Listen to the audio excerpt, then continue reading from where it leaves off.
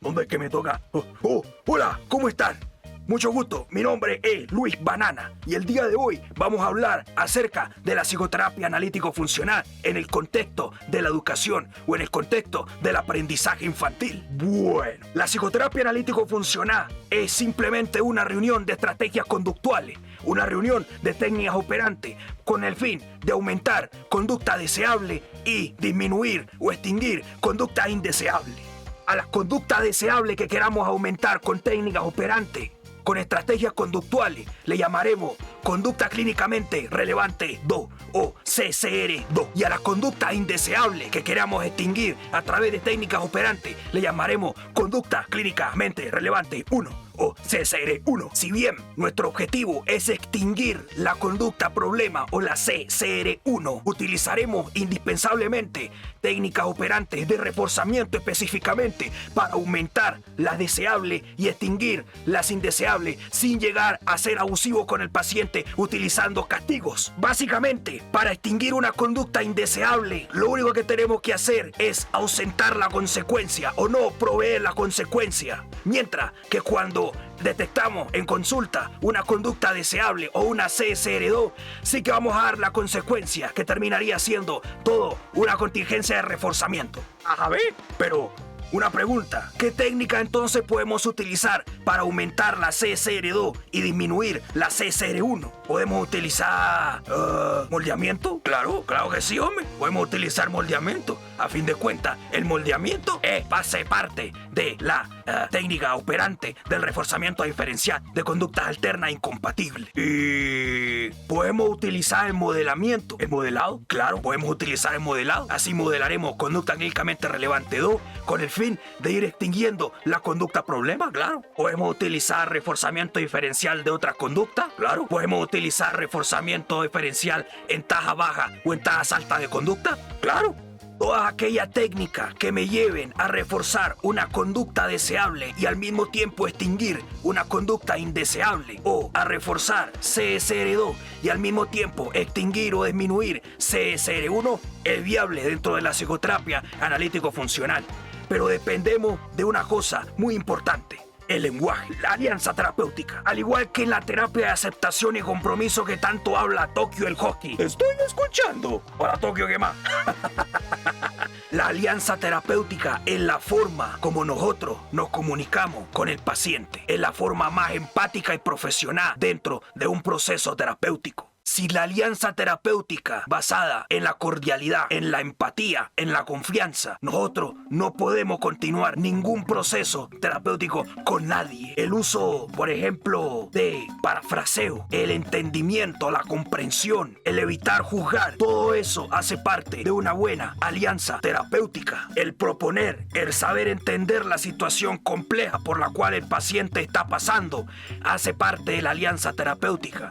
Y hablamos de proponer porque justamente nosotros como terapeutas debemos escuchar y guiar, jamás aconsejar. Sin la alianza terapéutica nosotros estaríamos al borde del fracaso terapéutico. Así que entre más confianza y criterio profesional que tengamos con nuestros pacientes, mejor. Así podemos fortalecer con el paso del tiempo y de una manera natural la conducta clínicamente relevante 2 y disminuir cuestionando la conducta clínicamente relevante 1. Y así es que con el tiempo veremos cómo el paciente empieza a derivar, a reflexionar, a sacar conclusiones del origen de la conducta clínicamente relevante 1. Y para en la literatura esto se conoce como la conducta clínicamente relevante 3. Ahora vamos a hablar de un concepto muy importante y es el reforzamiento contingente. A la hora en que se presenta en consulta una conducta clínicamente relevante 2, existen dos tipos de reforzamiento: el contingente y el no contingente. El reforzamiento contingente consiste en que una vez que el paciente refiere algo positivo, algo que sea conveniente para la terapia, se le refuerza inmediatamente con felicitaciones. Y aquí es donde el lenguaje cobra un papel fundamental en la alianza terapéutica y también en el aumento de la CSR2. Aplicaremos reforzadores sociales a cuanta verbalización sea conveniente dentro del discurso del paciente. Por ejemplo,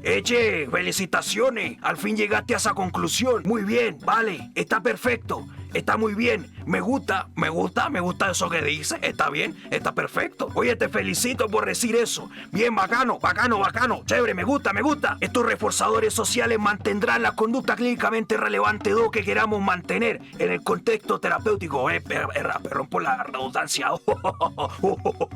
Ahora, si el reforzamiento no contingente consiste en dar reforzador de forma casi que intermitente o muy de vez en cuando, por ejemplo, tardando 1 hora, 2 horas o hasta día, pues no nos va a convenir dentro del proceso de psicoterapia analítico funcional. ¿Qué tal que el paciente diga algo favorable, algo bacano y tú por allá le refuerces hasta la 4ª sesión? No. El reforzador debe darse inmediatamente. No de vez en cuando, ni cuando se te dé la gana. Debe darla inmediatamente. Que dice algo, eche, felicitaciones. Que pregunta algo sobre su vida. Eche, me encanta que preguntes esas cosas. Así, si el paciente resulta con cuentos o conducta que no son favorables para el proceso, nosotros podemos llegar a cuestionar. Pero el cuestionamiento dependerá bastante de la alianza terapéutica. Si no tiene tanta alianza terapéutica con el paciente, si no tiene una muy buena relación profesional con el paciente, ¿verdad? Ahí sí nos complicamos, porque si empiezas a cuestionar y esto le parece aversivo al paciente, el paciente,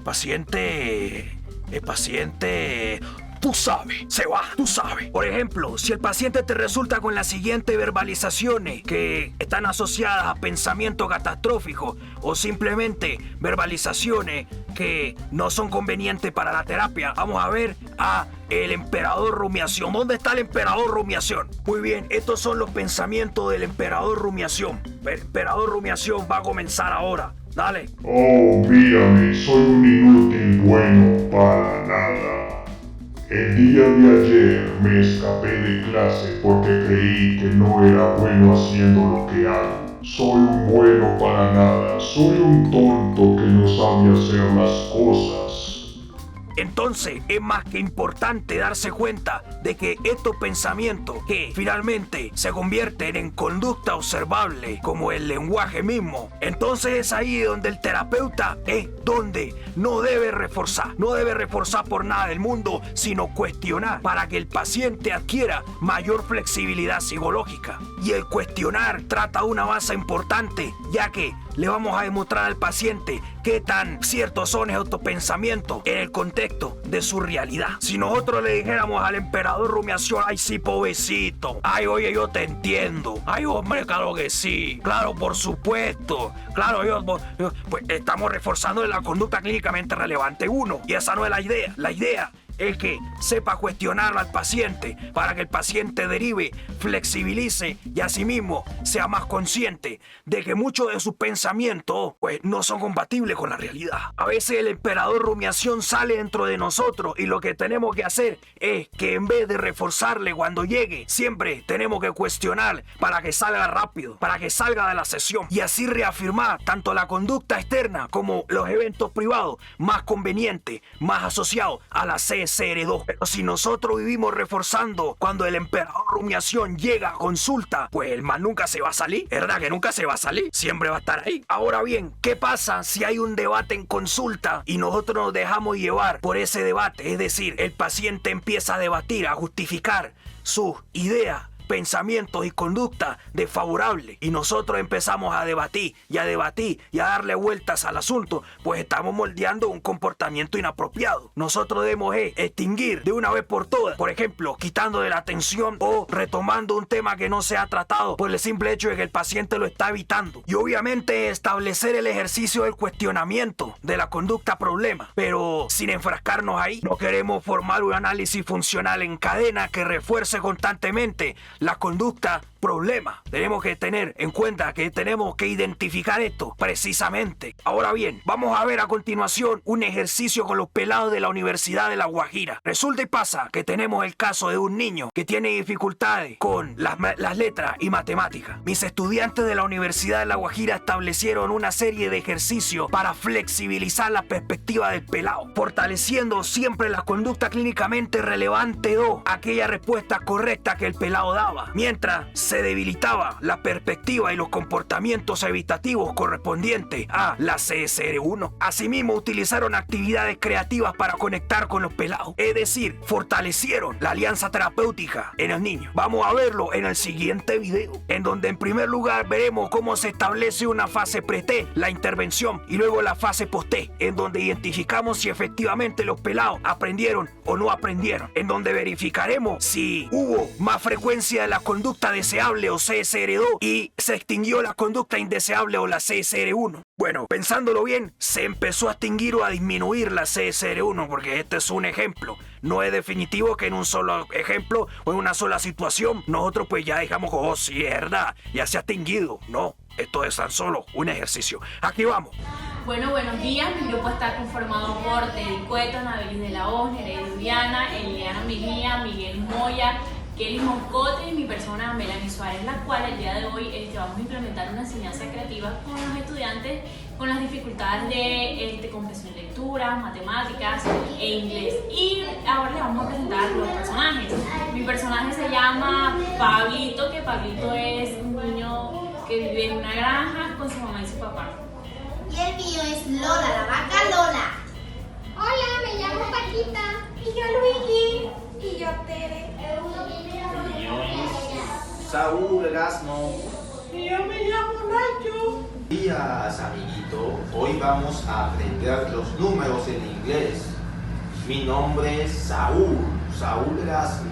¿Cómo te llamas tú? Hola, yo me llamo Pablo. ¿Y cómo te llamas tú? La modificación del ambiente debe ser favorable. Debe ser un ambiente que facilite la emisión de la CSR2. En este caso tenemos un salón de clase y a los estudiantes quienes están en compañía de unos buenos amigos títeres. Y obviamente su escenario creativo de arbolito, nube y sol. Estas variables ambientales facilitarán el aprendizaje del pelado, pero sobre todo facilitará la emisión de conducta clínicamente relevante 2 o conducta deseable. ¡Wow! ¡Wow! Bueno, ¿cómo se dice 2? Bueno, tú. Bueno, 2 se dice tú. ¿Cómo se dice dos? ¡Excelente, Antoine! Entonces, 3 es tri. ¿Cómo se dice 3? ¿Sí? ¿Cómo se dice 3, Antoine? ¡Eso! ¡Aplauso! ¿Cómo se dice 4 entonces? La alianza terapéutica empieza a generarse, a gestarse, a partir no solamente de los elementos, sino de cómo los terapeutas o los estudiantes en este caso interactúan con el pelado. ¡Excelente! ¿Cómo se dice cuatro? Eso, Antoine, muy bien, vamos muy bien. ¿Y cómo se Démonos cuenta que los estudiantes en ningún momento le están recriminando o están tratando mal al pelado cuando el pelado se equivoca. Y cuando el pelado contesta la respuesta favorable o contesta apropiadamente, y decir, emite conducta deseable, el reforzamiento debe ser contingente, así como los pelados están, en este caso, implementando el reforzador correspondiente al pelado, que en este caso es un reforzador social. La sonrisa, el muy bien y el resaltar como lo hace parte del reforzamiento para la conducta clínicamente relevante 2.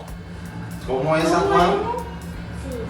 Sí, wow, Antoine es muy inteligente, Antoine. Sí, eres muy inteligente. Un aplauso para Antoine. Y 7, Antoine. ¿Cómo se dice 7? ¿No sabes? Yo tampoco sé cómo se dice siete. ¿No se dirá Seven? Sí, 7. ¿Cómo se dice 7, Antoine? Seven. 7, muy bien. Ahora bien, si el pelado se equivoca, no lo tratan mal, lo corrigen con afecto, con cariño, y eso hace parte de la alianza terapéutica. Y pues todo esto lleva o desencadena mayor flexibilidad psicológica en el aprendizaje de la suma, de los números, o las letras, o cualquier cosa. ¿Y 8? Exacto.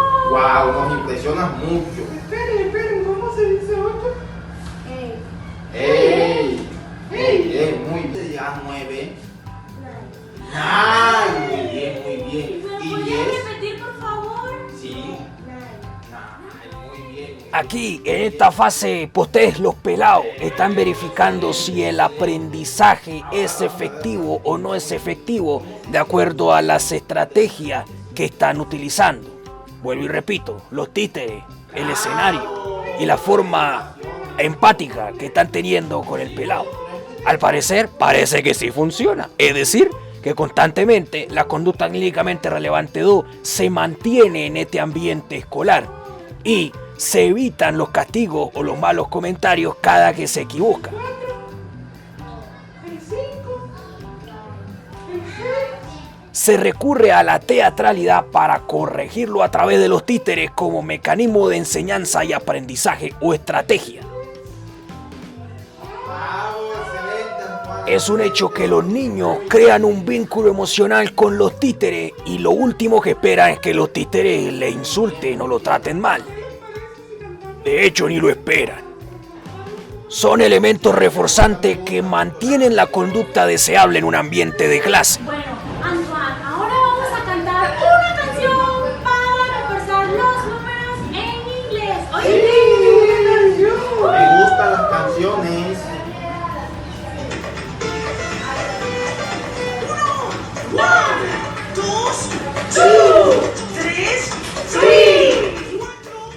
Si la consecuencia por una respuesta correcta es la felicitación por parte del títere o el maestro o el profesor o el psicólogo, la consecuencia de la conducta indeseable sería la ausencia del reforzador y obviamente la presencia de un estímulo consecuente asociado al cuestionamiento con esa respuesta.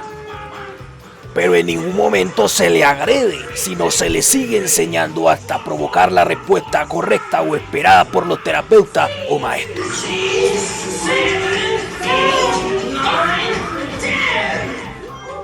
Ahora, los estudiantes de la Universidad de La Guajira colocaron una canción para repasar, para reafirmar los conceptos aprendidos, es decir, para la conservación de la conducta clínicamente relevante 2 o la conducta deseable y la extinción de la conducta clínicamente relevante 1 a partir de la repetición de la conducta clínicamente relevante 2 o la conducta deseable. Esto también es válido dentro de la psicoterapia analítico funcional en el contexto de la psicología educativa. ¿Y estos dos? 1, 2, 4, Excelente. ¿Y con este? 1, 2, 3, 4, 5. Excelente. ¿Y con este? 1, 2, 3, 4, 4, 5. Si tenemos un niño con dificultades en matemática porque asume inflexiblemente que es incapaz de contar, aquí hay un gran ejemplo de cómo los estudiantes facilitan la emisión de la conducta deseable a partir de elementos. Nuevamente, los elementos ambientales juegan un papel fundamental para flexibilizar y obviamente para provocar se heredó y ser reforzada contingentemente. Paquita y Luigi eran muy buenos amigos. Cuando se encontraron después de un terrible huracán, no sabían qué camino tomar, pero tenían claro que no querían volver a separarse. Vamos a hablarlo. Dijo Paquita mientras tomaba asiento al lado de un grueso tronco. Yo preferiría ir a la montaña porque me gusta el frío y la nieve. Pues yo preferiría ir al bosque porque hay árboles, porque me gusta cantar escondido entre las hojas y hacer mi nidito entre las ramas. Las historias también juegan un papel fundamental para la flexibilización de los pensamientos. También la metáfora dentro del contexto de las terapias contextuales. Esto llevará a que los pacientes, sin importar la edad que tengan, flexibilicen, deriven cada vez más pensamientos o incluso conclusiones sobre su vida en el sentido más flexible o sobre sus situaciones problemas en el sentido cada vez más flexible. Cerca del río y hacer su guarida entre los arbustos. Los dos hablaron entre ellos. La influencia del lenguaje y la teoría de los marcos relacionales juegan un papel fundamental dentro de todas las terapias contextuales. Rita, ¿cómo estás en el día de hoy? Muy bien. Me alegro mucho. ¿Cómo te llamas? ¿Y cuántos años tienes? 8. Yo también tengo 8 años y me gusta bailar. ¡Wow! Y a mí me gusta cantar. ¿Y a ti qué te gusta hacer? ¡Wow! ¿Te gusta estudiar? ¿Y si practicamos las multiplicaciones? Sí, ¿qué te parece? Vamos, ven. ¡Wow! Entonces 4 por 3 es... ¡Wow! ¡Qué ¡Muy inteligente! bien!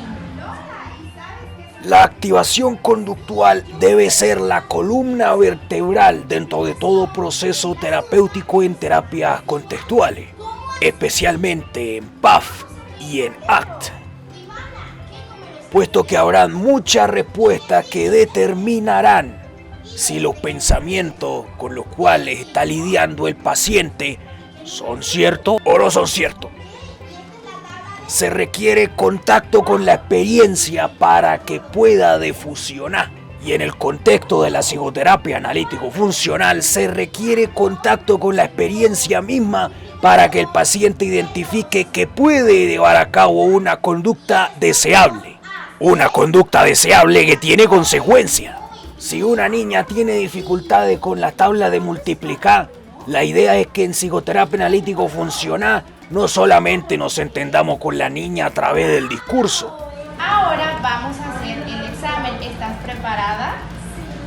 Ok, continuemos. Tenemos que establecer actividades para flexibilizar más su posición, su perspectiva, y así darse cuenta que de hecho tiene más sentido intentar realizar tablas de multiplicar que pensar todo el tiempo que no puede y evitar en términos conductuales. Recuerden, así como lo dice el profesor Rufo Pelufo y Tokio el Husky, que lo esencial para trabajar con niños en cualquier terapia, sea de primera, segunda o tercera generación, son los juegos, las actividades. Aunque es muy importante mencionar que no todo es juego, habrá momentos de reflexión. Sin lugar a duda, la activación conductual es la ruta fundamental para que para que los niños se den cuenta cuáles conductas tienen como consecuencia un reforzador porque a jugar por el criterio terapéutico son favorables y cuáles conductas definitivamente no. 5 más 5. 5 más 5, Ivana. Más 5. Más 5. Bien. Bueno, para finalizar hablaremos del niño Antoine Alarcón, que este tiene 8 años y el cual nosotros reforzamos el área de inglés. Bueno, como podemos apreciar, el niño fue muy inteligente, muy participativo, muy atento. La actividad nos pareció súper espectacular. Nos fuimos acoplando muy bien con el niño, fue todo muy versátil, todo excelente. Bueno, en el área de comprensión lectora con el niño Cristian nos pareció una actividad muy dinámica y muy creativa, ya que el niño se expresó muy bien, prestó mucha atención y además respondió a todas nuestras preguntas, entonces en general muy bien. En conclusión, con el trabajo que realizamos con la niña Ivana resultó muy bien, ya que respondió excelente a las actividades que le colocamos. ¿Ves si se dieron cuenta que la terapia funciona? La psicoterapia analítico-funcional puede aplicar en todos los contextos terapéuticos de terapias contextuales. Y también es una terapia bastante útil que incluso se puede dar al mismo tiempo que la terapia de aceptación y compromiso. Nuestro objetivo, como en la terapia ACT, es la flexibilidad psicológica, incrementando la CSR2 y debilitando la CSR1, y obviamente llegando a la finalidad de la CSR3 como parte de la flexibilidad psicológica. Espero que les haya gustado este video y recuerden que va a haber otros ejercicios más básicos sobre psicoterapia analítico funcional conmigo. Yo soy Luis Banana. Recuérdenlo. Nos vemos en la siguiente oportunidad. ¿Y dónde está mi banana? ¿Alguien ha visto mi banana? ¡Banana!